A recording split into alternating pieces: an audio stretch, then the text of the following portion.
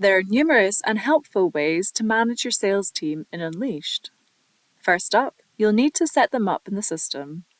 Go to Settings, System, and Salespersons. Enter the salesperson's name and email and click Add. This will enable them to be selected on an order or customer.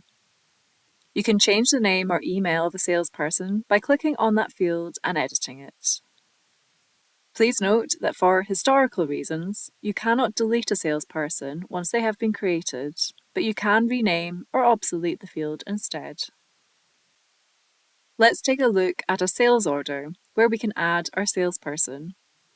By ensuring that this field is filled out, you can use Unleashed's reporting capabilities to manage your team. We'll work through these now. The sales inquiry. This report can be filtered by salesperson, or you can customize a report by clicking on Show Toolbar and Hidden Columns.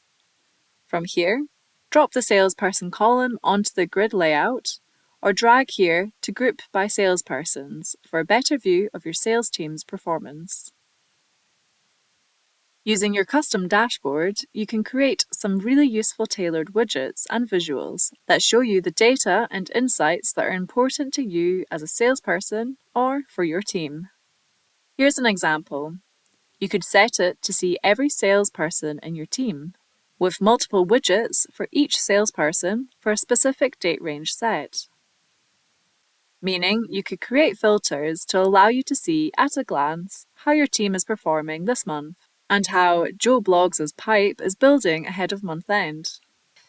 If you're a business intelligence vision user, make the most of targets and tracking in BI Vision Plus and add and edit your own sales targets. Navigate to the Targets and Tracking section in the menu to set your targets and time periods.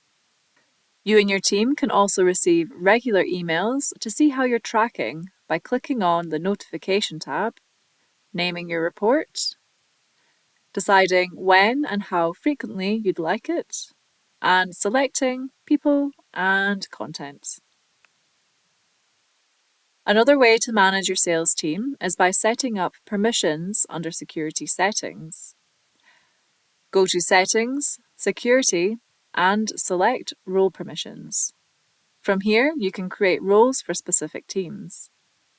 For example, I've given my team access to everything, but I've created some limitations, specifically around the company's margins, and I've also hidden profit percentages.